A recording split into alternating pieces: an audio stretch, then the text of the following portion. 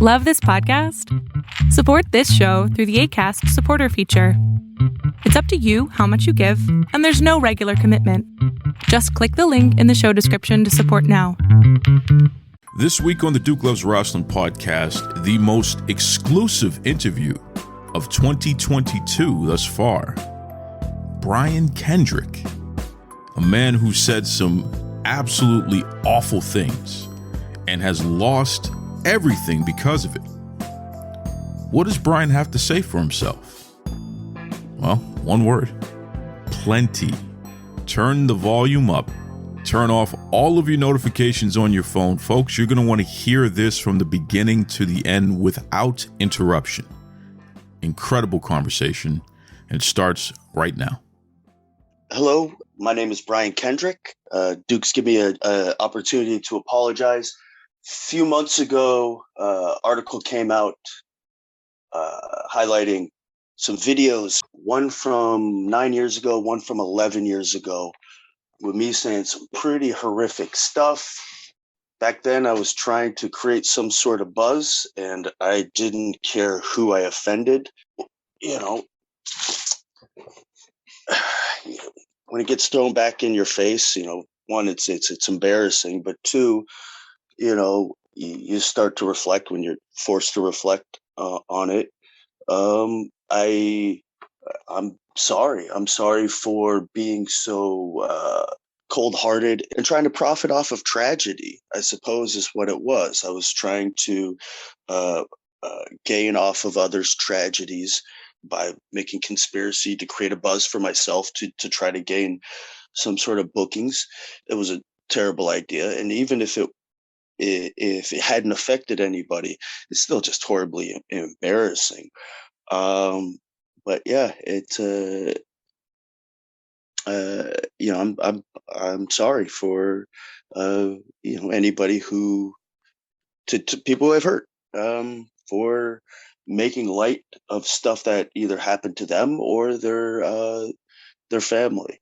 I hope you accept that apology. Apologies are an interesting thing. I mean, we all have to give apologies in our life. There's no two ways about that. We all make mistakes, but there are different types of apologies. You have the apology that you give when you got caught doing something you shouldn't have done, and you're just trying to take the heat off. You're just trying to get the negative backlash to stop. And then you have the apology that is genuine. You understand what you did wrong.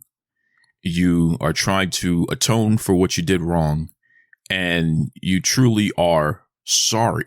So my question to you, Brian Kendrick, you're saying sorry right now, and it sounds good, but have you done anything that goes beyond words to demonstrate you apologize for the awful things that you said? Friend of mine recommended Survivor Mitzvah. I would recommend that too. Seems to be a pretty honest charity where the money goes directly to, and just my actions as far as hoping to be kinder. If it's a question of like understanding the tragedies of the past, the truth is, Duke, I understood all that long ago, prior to these statements. Years ago, as part of the WWE, Beth Phoenix and I went to Dachau. As a teenager, I went to the Holocaust Museum with my grandfather. I've been to one in Jerusalem and in Amsterdam. I know these things. It hasn't dawned on me that these tragedies might have actually had happened. This is stuff I knew. What I was doing was trying to profit off of that. Like I said, trying to become a villain who would make light of such tragedy. And that's it. It's a disgusting thing to do. And I did it. You said some awful things, Brian, and it went viral this year. What is the aftermath of that? What have you lost as a result of saying what you said? I did lose my job. I'd fought hard for a few months to get my release from the WWE in hopes to go wrestle. That's what I wanted to do, and I was open about that. I wanted to wrestle, and I managed to get my release, and then I managed to get an opportunity with AEW, and had a contract, and they decided that at this time is not the right time to keep me employed, and so things need to get figured out. And yeah, I understand.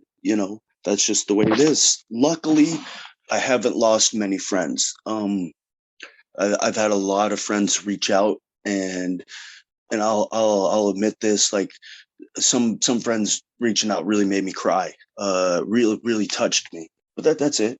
This, and look, I understand the humor in all of it too, right? Like, cry me a river. This guy loses his job. The guy who goofed on the Holocaust. I understand the cosmic humor in all of it too. So it's just jokes on me. Brian, there are some people listening right now who are absolutely not going to forgive you for what you said. And then there are people listening who hear you apologizing and hear what you said you've done since, and they will forgive you. I got to tell you, man, on a personal level, in my audience, they have asked me to give my opinion, something that I don't always do, especially in the moment, but they've asked me to give my opinion, so I will. I was very offended by what you said, and I was very disappointed in what you said. It wasn't acceptable. And it was such a bonehead thing to do. Like, I don't even understand it. I understand that people want to get heat and they want to generate controversy. And, the old phrase, controversy creates cash. But this is different, man. I don't know what the heck was going on there. And this was on purpose, right? You didn't get caught saying something when you thought you were in private, and which doesn't make it any more acceptable. But this was very deliberate, right? It was a publicly sold. That's. I do want to be clear about this. It wasn't these weren't videos that were under like a hot mic thing, as we talked about before. I knew what I was saying, and what I was trying to do was trying to offend. And the truth is, at a certain point, you got to start taking life seriously, and pissing people off and offending them are two different things. It's one thing to piss them off. It's another thing to offend them. I don't want to offend anybody, but 10 years ago, I didn't give a shit.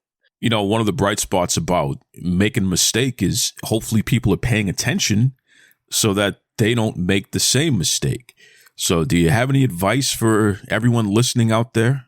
To me, this has been a big lesson in hubris and humility. I think anybody who goes through this same experience, saying some horrible things, having it come back at the right time to affect you, I think they'll figure out the same thing, that the little bits of kindness that you receive become so special, and then you really start to lose any judgment towards other people, the negative.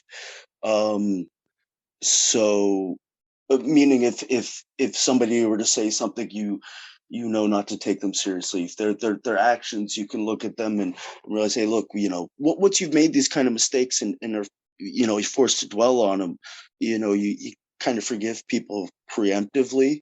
So I guess any advice I would give is try to do that without having to go through this. It's a heck of a lesson learned, for sure. And again, like you just said, if people can learn that lesson without making the same mistake, that would be wonderful, because we don't need that type of attention. We don't need that type of heat in life, for sure. And to say things just to get a rise out of people, there's got to be a line that you just understand you can't cross. And the reason why, number one, because it's not right and it's not acceptable, and it's a really crummy thing to do. And number two, because you will absolutely lose everything for carrying on in a manner that is just not acceptable. So, I appreciate the fact that you've come on the show to apologize, Brian, because that's an important step to take there. And not a lot of people would do this. Brian, I've followed your whole career, man, and I've known of you dating all the way back to the beginning. When you were first starting off and you were training at the Shawn Michaels Wrestling Academy, and then eventually you made it onto that very first Ring of Honor card, the Era of Honor Begins. I was a kid who had the internet, and it was still fairly new in people's homes. I was a kid who had found the different chat rooms and things like that, and I was a tape trader. So finally was able to connect with people all over the world and talk about this thing that we have a mutual love for, pro wrestling. And what was on TV wasn't enough. Eventually, I was able to find RF Video. They were recording a lot of the ECW coverage, and then they started doing a bunch of other independent promotions.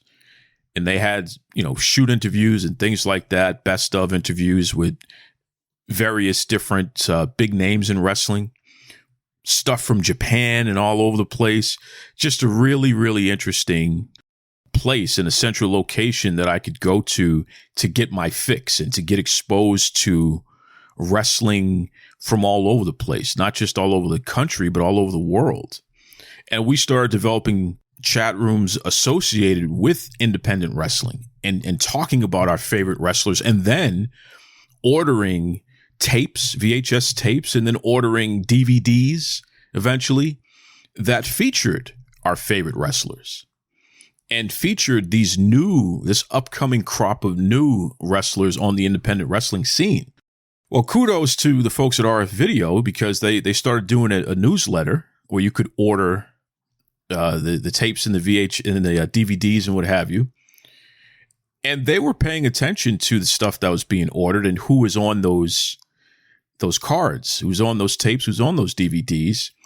And even in the different chat rooms and stuff, the information was getting back to RF Video. So they started compiling a list of, if we could put on a super card of the best independent wrestlers in the world, who would you like to see on that card? And they started fine-tuning that list. And eventually, that is how they came up with the Era of Honor Begins. We didn't know that was going to turn into an entire promotion. Initially, it was only supposed to be one show. And that's how it was marketed. This is a once-in-a-lifetime situation, this big independent wrestling event. So, once we got word that it was going to happen, I grabbed my cousin Pete and paid for the tickets and all that good stuff there, and linked up with some guys, and they rented a van. Mind you, we're all complete strangers, right? They rented a van, and New Hampshire, Maine, I think there was somebody from Vermont, here in Massachusetts. We all piled into that van and went down to Philadelphia to watch this super card, this independent wrestling once-in-a-lifetime event. And man, let me tell you something, man. It was incredible to be in one place surrounded by people who were just like me, from all walks of life, from all over the planet, really, who had a love for independent pro wrestling and pro wrestling in general. And people who were on that card, it was a who's who. You had the Amazing Red. You had low-key Christopher Daniels, the American Dragon, Bryan Danielson. You had Michael Shane. You had the Black Nature Boy, Scoot Andrews, Xavier. You had the Briscoe brothers, and they were just young kids. You had, the Hit Squad, Brian XL, Christopher Street Connection. I mean, goodness gracious, think about some of these names that were on that card. Of course, the veterans like Super Crazy and Eddie Guerrero, to round that off a little bit. But you had all of that going on, and we were just in heaven. Like, this was the most amazing wrestling event ever, right? And it was wrestling that we helped put together. It was the stuff that we wanted to see. So we're sitting there, and, there was an intermission. And then after that, everyone's all, on cloud nine, and this is great. And then this music hits. And this song starts playing, and it's a very popular song. Everybody knew the song. But what the hell is this song doing being played at our wrestling event? The song was Genie in a Bottle by Christina Aguilera. Okay? So we're like, all right, somebody must have made a mistake. Why is this song playing? And then out comes this person, this skinny, blonde-haired, baby-faced punk in MC Hammer pants, bopping around, blowing kisses, looking like the biggest jerk on the planet. Out comes some guy named Spanky. And instantly, the entire crowd was like, well, who the hell does this guy think he is? And we all started booing. And everybody wanted to see this guy get the living daylights beat out of him, because what the hell are you doing on our supercard here? Right? So everyone hated Spanky until the bell rang. And it wasn't even 15 seconds in. It was almost like a light switch had flicked. Suddenly, everybody in that entire place was cheering on Spanky, because the stuff that Spanky did in that ring was incredible. And at that point, we got it. This guy is obnoxious. This guy is ridiculous. This guy is over the top, because he's that damn good. It was incredible. And that element added so much to the entire night. It was just completely ridiculous, completely amazing. To this day, it's still, one of my top 3 live pro wrestling events I've ever had the pleasure of being part of.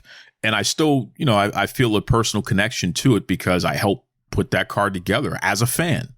Information, in my opinion, and things that I focused on helped create that. And you were there, man. Spanky is you, Brian Kendrick. I don't know if anyone ever really told you that story from this perspective before, but now. I mean, what are your thoughts about that? So I didn't know no better. I was certain that I was the best wrestler in that room. And I was certain of that every time I walked into a room. And again, as we discussed, I was wrong. I was dead wrong, but I was so certain. And so, Genie in a Bottle. Why would I use Genie in a Bottle? Because the opening is brilliant. Dun, dun, dun, dun, dun, dun, dun, dun. Then it goes into the smoothness of the song. It's perfect. And then what about these pants? Well, they're colorful and they're 90 cents at the Goodwill. And that was it. And so what am I going to do? I'm going to go out there and dance, because that's what wrestlers do. And why am I going to go with the name Spanky? Because it makes me laugh and it's easy to chant. All it was just a kid. He's just too dumb to know how bad it was. And but I really, I had a lot of undeserved confidence, and I think that's what got me through a lot of it. It seemed like everybody on that card left it all in the ring that night. No one took their foot off the gas, so to speak. Everyone gave it their all. And I wonder about that. Did you guys know at the time, during that very first Ring of Honor show, the Era of Honor Begins, did you know that there were going to be more shows after that? Did you know that they were trying to turn that into an actual promotion? Yeah, I didn't know what it was going to be, but that group of guys, just that time, I think we did that, the second show and the third show and the fourth show. I think we were the first group of guys that were able to learn from VHS. So with the tape trading, when Danielson and I met up in Texas, he had, his All Japan tape collection. I had tapes from New Japan. We would watch these videos together. I would learn this All Japan style. He'd already seen the New Japan, but we'd watch that stuff together. And you could pause and rewind and try stuff. And now wrestling schools there was actually wrestling schools, instead of having to, know somebody and work your way. However, the legends go, we had places where we could pay to train to learn, and the access to VHS.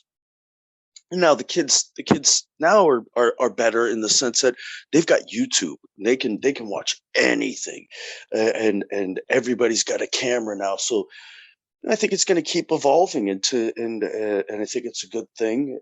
Kids are going to be able to get more and more creative. I shouldn't call them kids; it's just me being old. But I think that group, 20 years ago, we took pride in being able to take a hit, liked being tough or pretending we were tough, and tried to try to be the coolest wrestlers we could be. I said his name before, and he's definitely a friend of the show. Low-key, here's a guy who is so serious and is such a beast in the ring. I mean, you can't judge a book by its initial cover. You can look at him and say, oh, okay, this guy, maybe I can take him, average size guy, what have you. No. I think low-key was put on this planet to be the slayer of giants, so to speak. But you earned his respect. And it's really interesting because you're two totally different people, and your styles in the ring are so different. Yet low-key definitely has put you over. I think he even put you over here on the show. Talk to me about that. Talk to me about earning the respect of such a serious and badass dude like low-key. Well, so it is as obnoxious, flamboyant, all the stuff that I was and am or whatever. I did work hard, and I could take a hit, and I think the commonality between he and I, Danielson, Christopher Daniels, Kazarian, Samoa Joe, Amazing Red, XL, all these guys, is that like we're going to work as hard as we can. We're going to work harder than you, and you don't belong here. And there was a weird chip on your shoulder. Nobody's going to convince Loki that he's not the best damn wrestler in the world. And there's a strong argument that he is. He's good. But anyways, I'm gushing about my friend, but he's fantastic. Well, that's high praise indeed. And, shout out to Low-Key once again. It's fun to hear with both of you guys put each other over the way that you have, because you have an interesting history with each other. And it's pretty cool to know that two people who are so different can still be so complimentary in the ring and recognize that and not be afraid to give each other props. That's good stuff there. I wonder about something, Brian. When you think back to when you were training at the Shawn Michaels Wrestling Academy, you were a young guy then. And, Shawn Michaels, Rudy Boy Gonzalez, whomever else was helping out with training you and the rest of the guys, Danielson, what have you. Who you are today in 2022 at your age and your level of experience in pro wrestling is essentially who Rudy Boy Gonzalez and Shawn Michaels were back when you were under their learning tree, training to become a pro wrestler. Has that ever dawned on you before? Like, you have become that older, grizzled veteran who is now passing down the knowledge to this younger generation now, but you're essentially today who they were back then. Oh yeah. Oh yeah. I've been wrestling longer than I've not been wrestling. That's yeah, old. Back when you were training, you were doing all that flippy dippy peanut butter skippy. And, HBK and Rudy, all those guys there were telling you to slow down, right? Do you find yourself, 20 plus years later, you're a trainer of people now. Do you find yourself telling this generation of wrestlers to slow down in a similar way that your coaches, your trainers were telling you to slow down? For sure. There's a reason that the young people call them old timers, and the old timers keep saying the same things, and both are right. The wisdom of the past, a lot of it's just this, I think, these pillars that don't change. At the same time, what's being presented, like things do change. Meaning, the person who loves Bride of Frankenstein as this great horror movie might not appreciate Saw 2, but they're both horror movies, and who am I to say, but there's still going to be these tricks that will get an audience to feel a certain way and stuff like that. And why these old timers, the old timers say now slow down, it's just because people won't be able to anticipate if you're constantly doing.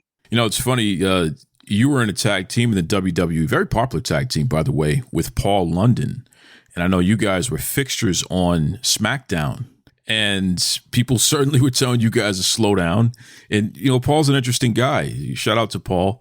He was trained by Rudy Boy Gonzalez, so down there at the Texas Wrestling Academy.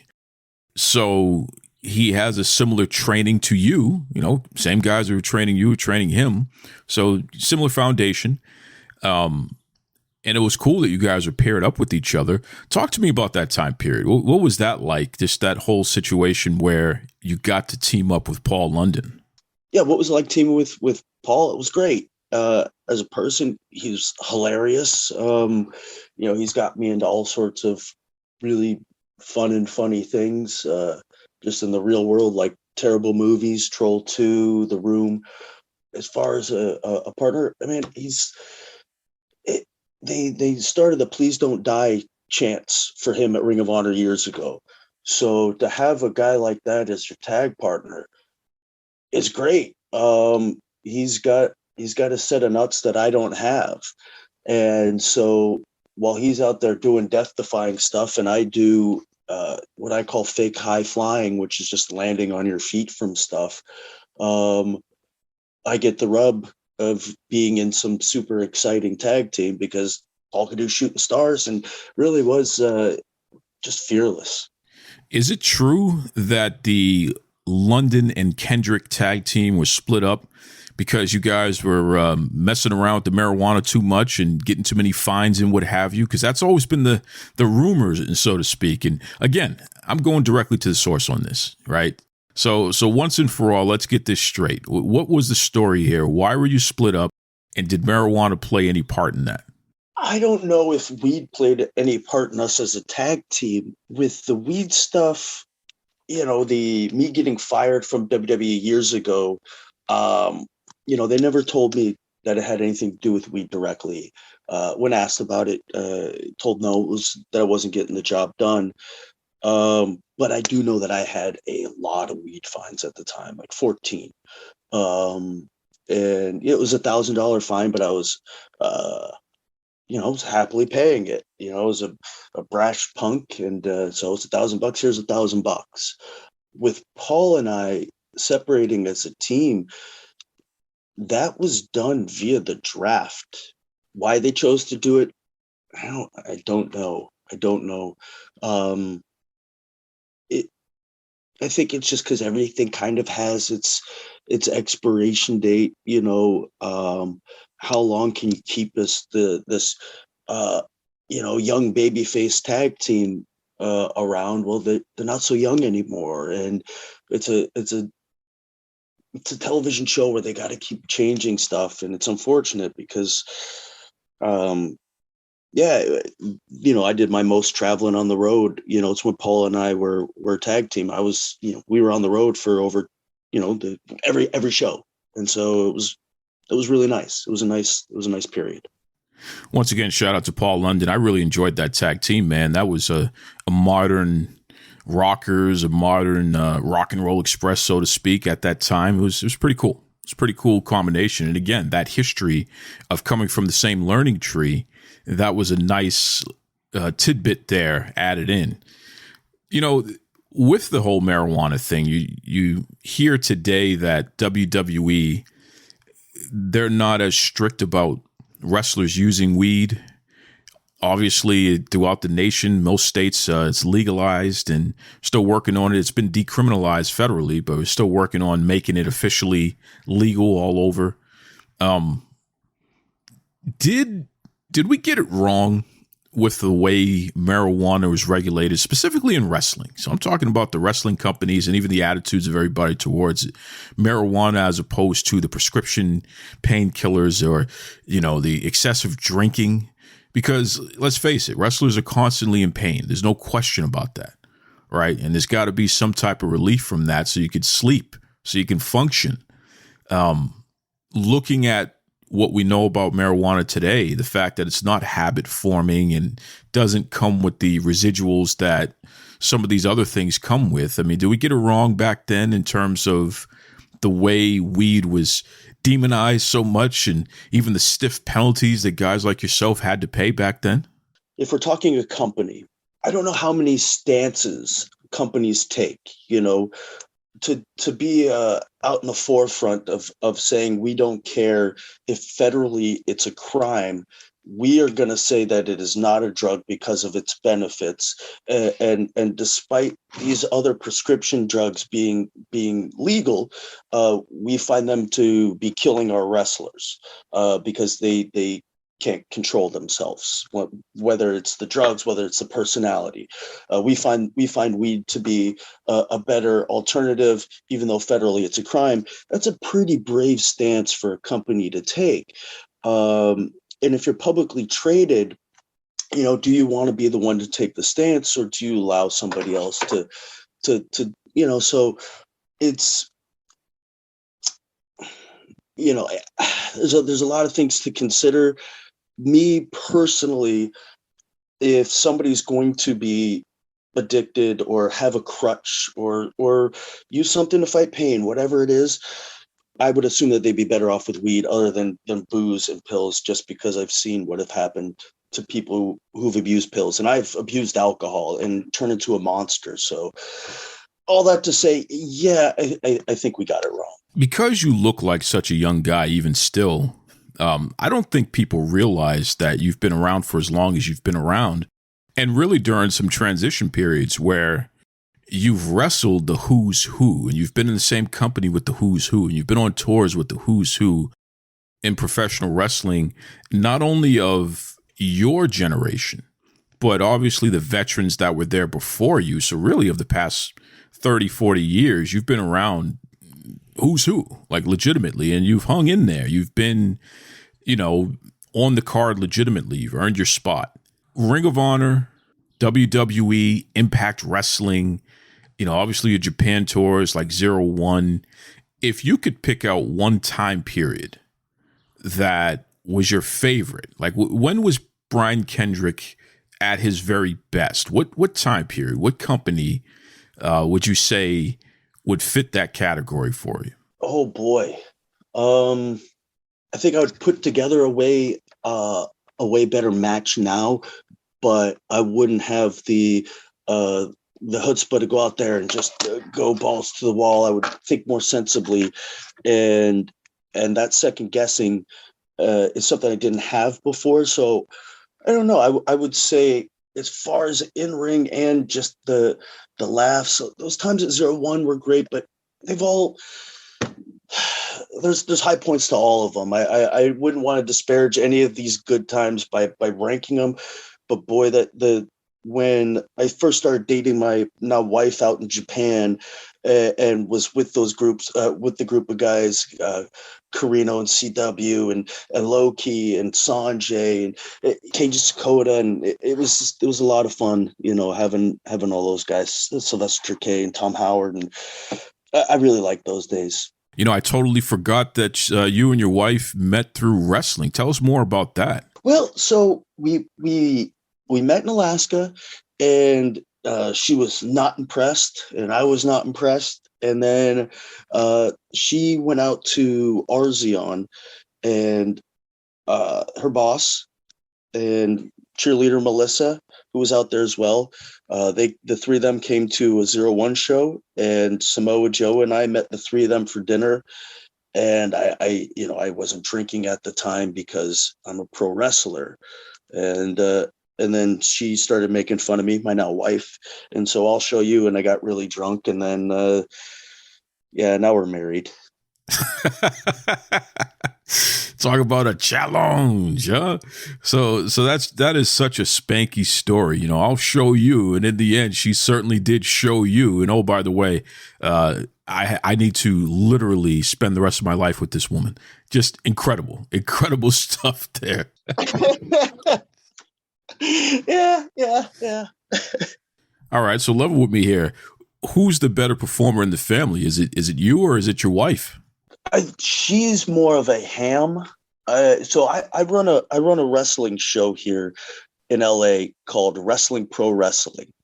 And so I've had my wife, you know, she's performed as both Mean Janine Okerlund, with a bald cap and a mustache, or Roxanne with the fat suit, and she's a kind of a biker babe.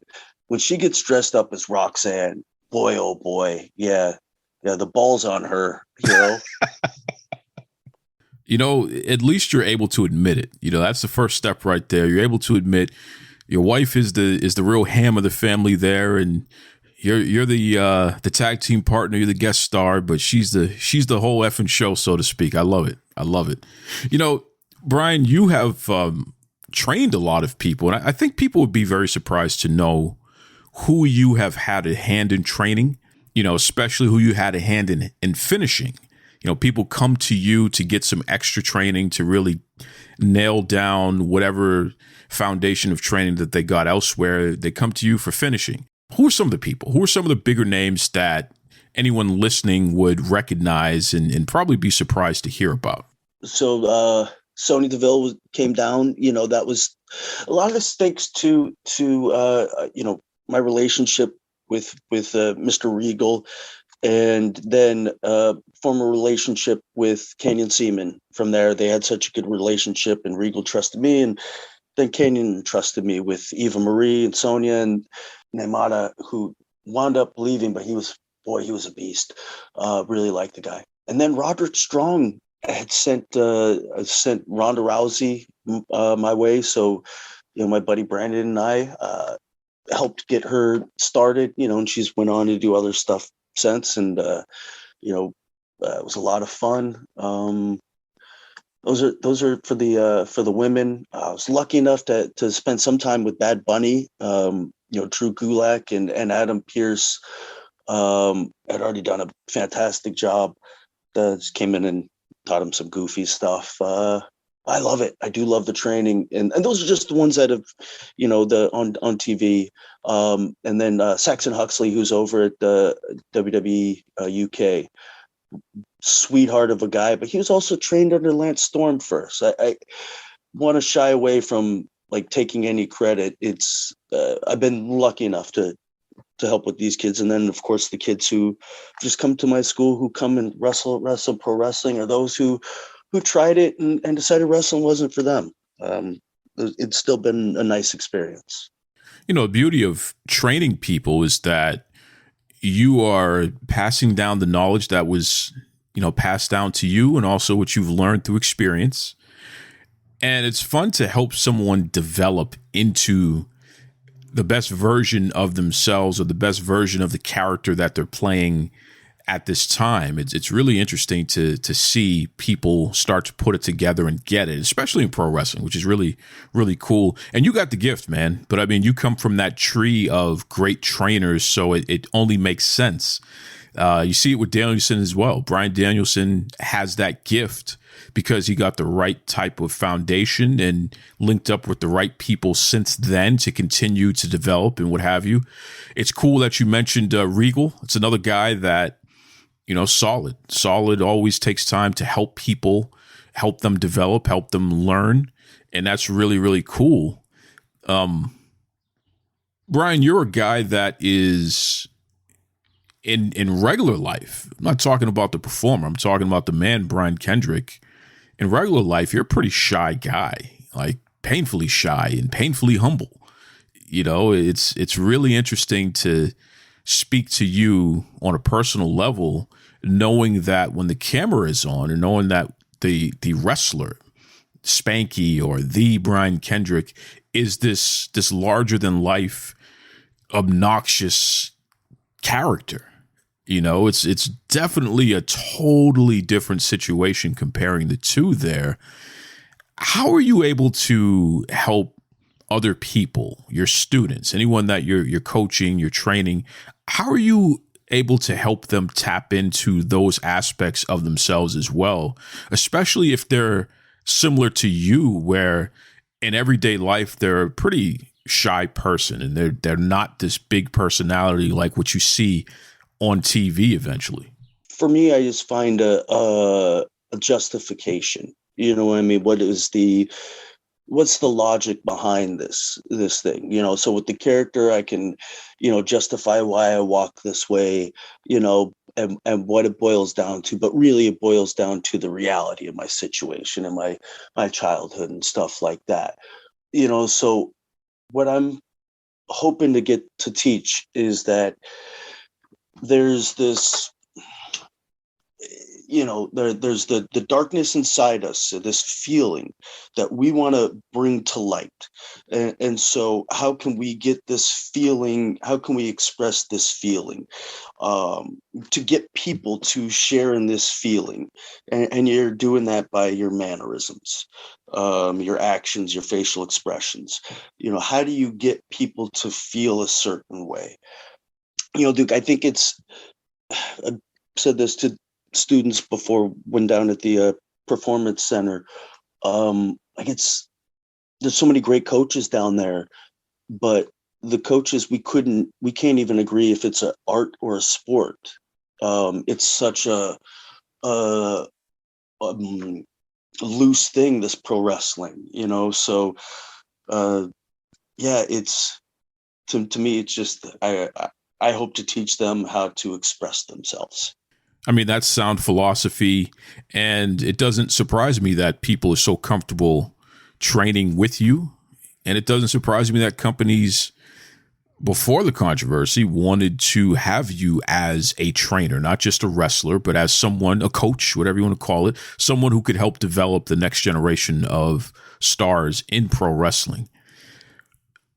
My question to you is, if you were able to take a step outside of yourself, say you're a third party, you're somebody totally different, and you're looking at this person, Brian Kendrick, and the mess that Brian Kendrick has gotten himself in, saying some just terrible things, got himself in a lot of trouble. Brian Kendrick is currently in a situation now where they're not under contract with any wrestling company, despite the fact that, Brian Kendrick's a world-class entertainer and a world-class trainer of people.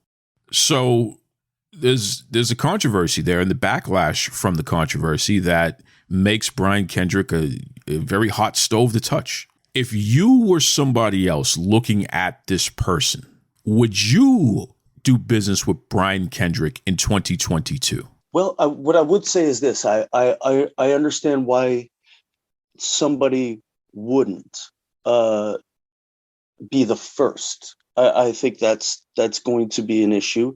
Who's going to be the first one to do it? Who's going to be the one to risk a backlash or anything like that? Me personally, I'd be more inclined to. We've had incidents in the past with people on my roster, and I would say, I would have no problem with using this guy. But that's me. And people have to decide what's best for them.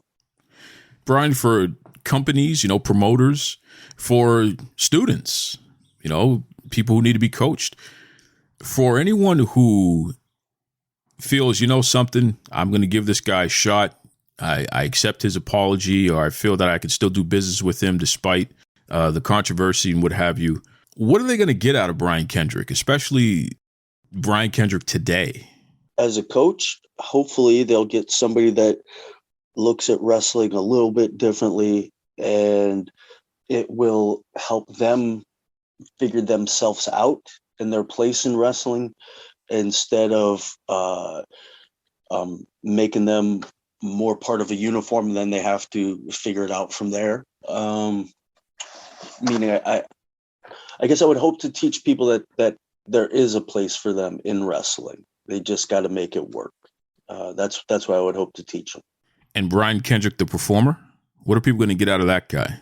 Oh boy. Well, I would hope a good match. I would hope a good match. I would hope it would be the somebody who's going to go in there and exceed any expectations, and be very pleasant to be around, and as a promoter, hopefully some of your guys that you use on the regular might learn something from me. That's what I would hope as a promoter. If booking an older wrestler, I would hope that my students would take advantage, pester the guy a little bit. Does Brian Kendrick deserve another shot? That's for the individual to decide. I would say that I don't want to be in place of judgment. I don't want to be the one who decides who has a shot or not. It's not for me to decide, because I recognize I have my own flaws. Brian, I didn't know what to expect out of this experience. I knew that it's Duke Loves Rasslin, and this show has a reputation for providing an open mic to everybody in wrestling that's a newsmaker. If you have something that is worth everyone hearing, at least in my opinion, then absolutely I'm going to have you on the show. And I would give people an opportunity in their own words to express themselves and sink or swim in that. It's not for me to sit here and have my opinion overtake how a person represents themselves, because my opinion is my opinion. And I respect my audience enough to remind everybody, listen, you guys got to make up your own mind on how you feel about this one or that one or what have you here. And it doesn't matter if I think somebody deserves an opportunity or I feel someone should never have an opportunity. That's my opinion. But the audience has to use their own critical thinking skills and ultimately decide on their own there. I will say this, though, Brian. And again, we talked about it earlier. Definitely not happy with what you did. There's no question about that. And I'm going to reiterate that fact because it needs to be.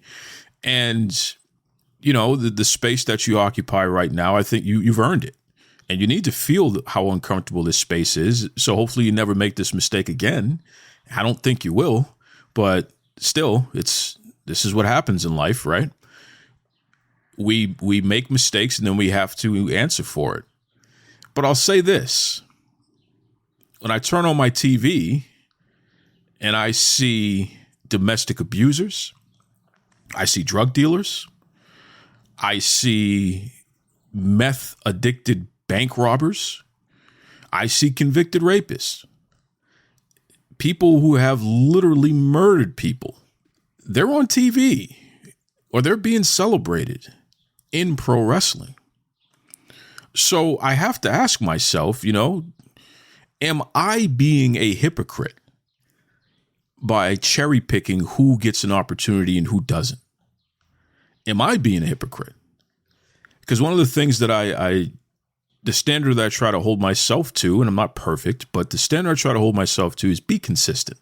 If it's not right for one person, then it's not right for all of us. It's really as simple as that.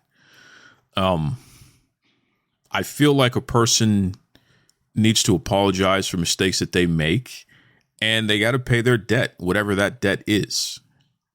And I'm not the ultimate judge. I'm not God, but I have an opinion and I have my own feelings on things. But what else are we supposed to do when a person has made a mistake? If they apologize, if they've put some action behind it and shown that they truly understand the mistakes that they've made and they are sorry, you could see that. What else do you want from them? Am I being consistent by saying, Brian Kendrick, you do not deserve another opportunity in wrestling, when literally, a convicted rapist is on primetime TV and being celebrated? Or, I watch the biggest event of the year and I see a domestic abuser out there, or I see literally, like I said, a meth addicted bank robber on primetime TV. And this is all in pro wrestling. How do I tell Brian Kendrick, who said some pretty reprehensible things, and he should be shunned for that, But how do I tell Brian Kendrick, who's apologized and who's lost everything? How do I say to Brian Kendrick, hey man, that's not enough. We want a pound of flesh out of you as well. I mean, come on. It's silly. It's silly. I can't do that. I can't bring myself to that personally. And I'm not telling anybody else that they need to go my way, think my way. No, think for yourselves. I'm providing the facts for you. But my audience, not you Johnny-come-latelys who are just in here for the dirt, and all you fancy dirt sheet folks who are going to take quotes from here and spin it the way that you want to spin it. That's what you're good at, because you're just here for the dirt. Good for you. But for my real audience, you guys have challenged me to give my opinion more in these more challenging conversations where we know the heat is going to come, where we know people are going to say, Duke, you're canceled. How dare you? You're not supposed to interview so-and-so because we haven't given permission. We're not done punishing this person. We're not done kicking this person. But son of a gun, you have the audacity to prop up convicted rapists and bank robbers and domestic abusers and drug addicts and drug dealers in wrestling? Give me a break. You are not the judge, the jury, and the executioner. I'm sorry. And neither am I. So here's the way that I see it. Brian Kendrick just came on this show and he apologized. Brian Kendrick has lost his job. He's lost his ability to be gainfully employed. Brian Kendrick has been shunned publicly. This guy is in a position now where for the rest of his life, he's going to have to live with the terrible things that he said because it's out there. For me, that's enough. That doesn't mean that I appreciate what he said or no, it sucked. It was terrible. But this guy, I think, has suffered enough in that regard. And I feel like pro wrestling does have a place for a world-class trainer and a world-class performer in Brian Kendrick. That's my opinion. And it would be hypocritical of me to have an opinion any different from that when I see the type of people that are in pro wrestling and that get celebrated and that get propped up. So, in my opinion, yes, Brian Kendrick deserves another opportunity. What do we want from this guy? Do we want this guy to not have legal means to put food on the table for himself and his family? Because here's what's not going to happen. This guy's not going to curl up in a ball and just disappear. What do you want from people? Do you want them to turn to a life of crime or something? Do you want to create that kind of problem? So we got to be honest about this here. How much is enough? You lose your job, you get publicly shunned and reminded of the awful thing that you said. This is what happens. I think that's enough, especially when you come and you apologize in an open and honest way. And that's how I interpreted what you just said here, Brian. I think that's enough. And that doesn't mean that people have to forgive you, but that also, for me, it doesn't mean that you shouldn't be able to make a living. So for me, if Brian Kendrick is on television, yes, I will watch. For me, if a wrestler says, hey, I need to learn how to wrestle and, I think I'm going to go get trained by Brian Kendrick. Duke, what do you say about that? I'm going to say that wrestler, that's a world-class trainer. Go ahead. And I hope that Brian Kendrick never makes the same mistake that Brian made before. Because, Brian, I'm going to tell you flat out, brother, another move like that, I'm going to be right back on the other side of this saying Brian Kendrick should be shunned and reminded that what he did is unacceptable again, and especially if it happens a second time. Now we're just getting ridiculous. But I don't believe that's going to happen. So, everybody has to think for themselves. But for me, this guy deserves an opportunity to be gainfully employed in pro wrestling. That's my opinion. Brian, if there's anybody out there who is interested in doing business with you, what's the best way they can reach out and make that happen? The best way would probably be on Twitter. My wife does run it, but it's Mr. Brian Kendrick or at Mr. Brian Kendrick. I think that's it. Yep. Now, Brian, before we wrap this up, I got to ask, man, you got something over there that I've never seen before that you've been drinking during this conversation, and I don't know what that is. What is it that you're drinking right now? I was drinking Pocari Sweat, Pocari SWEAT, Pocari Sweat. It's an ion supply drink. I don't know. It's something that my wife got hooked on back in Japan, but she was actually hooked on Aquarius. She grabbed the wrong one, so it's just like a Gatorade. Well, ladies and gentlemen, Brian Kendrick is drinking something called Sweat, but don't worry, it's like a Gatorade. It has electrolytes and all this good stuff. At least that's what it says on the packaging there. Oh my gosh, Brian Kendrick, this has been a wild ride, my man. And all I can say is I can't wait to hear what happens next. So, to be continued. Yes, sir. To be continued. Incredible conversation there with Brian Kendrick. Duke Loves Rasslin on Facebook, Twitter, DukeLovesRasslin@gmail.com. Let me know what you think. I mean, listen, I know that there's a lot of trolls out there and you're going to do what you normally do. You know, hey, Duke, you're canceled. You should have never done this interview, blah, blah, blah. Good for you. Good for you. I appreciate you folks out there who are going to either not listen or listen just to troll, and you're going to do that stuff. Make sure you go to my Twitter in particular and leave all of your comments. You're going to boost my analytics. I appreciate that. That's why I always thank all of you when you do that sort of thing. Thank you for your participation. That's what I say. And then I mute you, but I want you to continue to say stuff. I don't mind what you say. It doesn't bother me. It doesn't matter. I'm not here trying to please you in any way, because you folks just are going to carry on the way that you do anyway. But for my audience and for the people who are actually interested in what Brian had to say, hey, there it is. You make your determination whether or not you will patronize this person, because this guy's not going anywhere, and nor should he. There are a lot of people in pro wrestling that are just they've done some terrible things in life. There are actual criminals that are on TV every week. So if they can be there, I'm pretty sure there's a space for Brian Kendrick, and I truly believe that. So, and apologizing and taking the steps to prove that you're sorry, that's the way to go. And that needs to continue. It's not a overnight thing. And again, a lot of people are not going to accept this guy and accept his apology, and that's okay. But the man deserves to be employed legally, and anyone who's trying to stand in the way of that, I would love to take a look at the people that they support to see if, is this just you're picking favorites here, or are you really convicted and this is the way that you roll? Because if that's not the case, then you're just a hypocrite. And I think that we need to get away from that. And listen, I know that some of you website folks are listening, and that's good for you. Appreciate you being here. Thank you. Let me just say this to all of you. We occupy a very important space in people's lives. And I think sometimes we all forget that these are real human beings and these are real lives being affected here. You look at all this mental health struggles and things that people say, especially in pro wrestling. It's a thing. It's real. It's not just an act. There's people really having a tough time out there.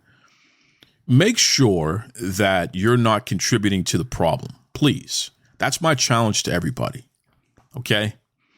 You act like people need to be tarred and feathered for life, and that's okay if that's how you feel, if you don't want to support this person, but you don't need to turn the person into some kind of pariah, especially when you're out here kissing the backside of these domestic abusers and drug addicts and bank robbers, and these are convicted felons, literally.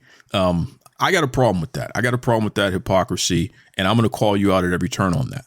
Absolutely, I am.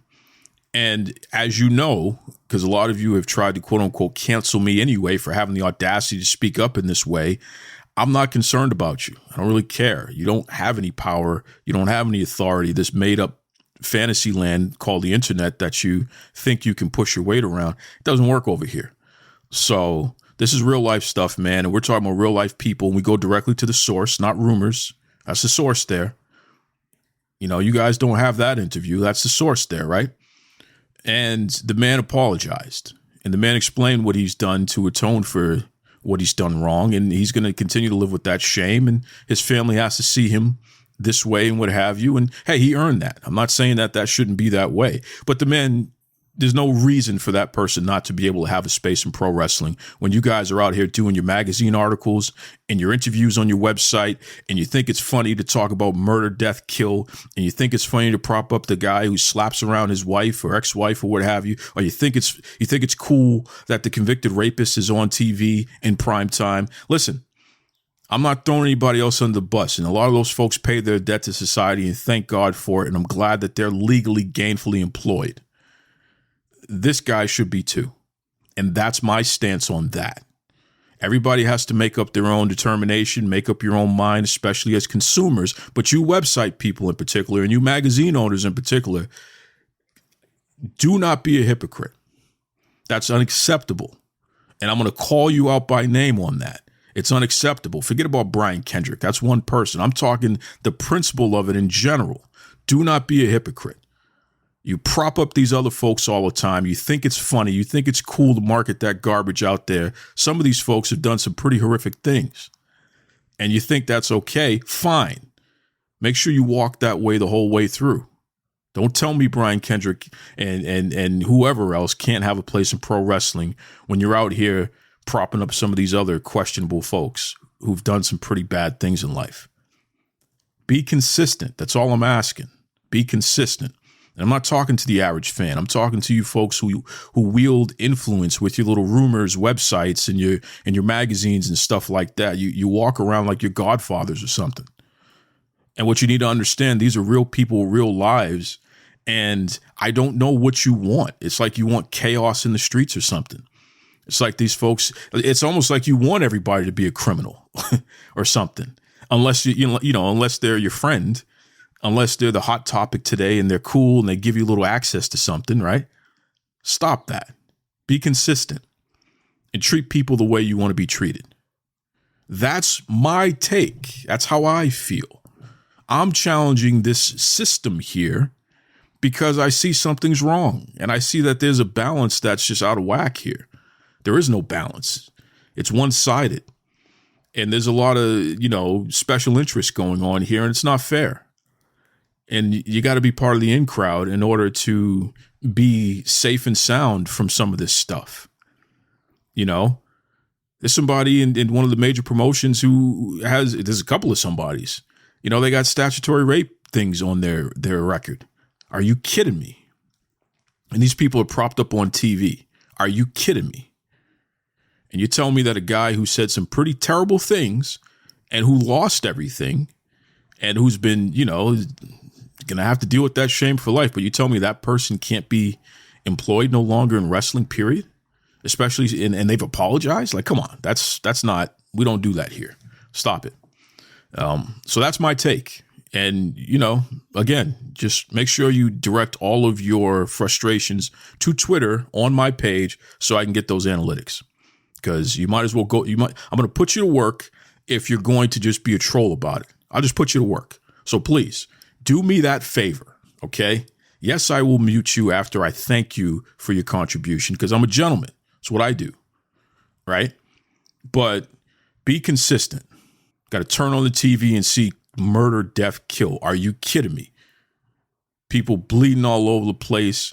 These folks are addicted to drugs. These people are committing crimes and things like that. These folks got rap sheets and stuff. And that's okay that they have a legal means of putting food on the table to support their family. I am all for that.